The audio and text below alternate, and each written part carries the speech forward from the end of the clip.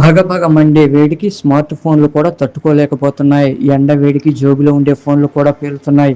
ఈ క్రమంలో భాగంగా తెలంగాణ రాష్ట్రంలోని కామారెడ్డి జిల్లా మగ్దంపూర్ మాజీ సర్పంచ్ చంద్రగౌడ్కు చేదు అనుభవం ఎదురైంది. తన జేబులో ఉన్న ఫోన్ కాలిపోవడంతో ఆందోళనకు గురయ్యారు.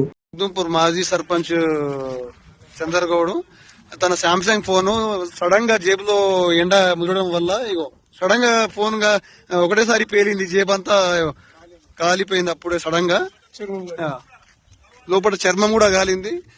ఎవరైనా పబ్లిక్ తగు జాగ్రత్తలు ఉండాలని చెప్పేసి కోరుతున్నాము.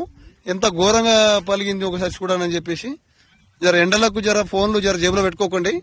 సర్పంచ్ మగ్దుంపూర్ సర్పంచ్ మాజీ సర్పంచ్ జేబీ పాపం చచ్చిపోతుంది. అయితే పాపం తన అందరికి మెసేజ్ ఎవరికి ఇబ్బంది కావద్దు, తర్వాత చేయదని చెప్పేసి ఆయన కోరడం జరిగింది. Okay, thank you.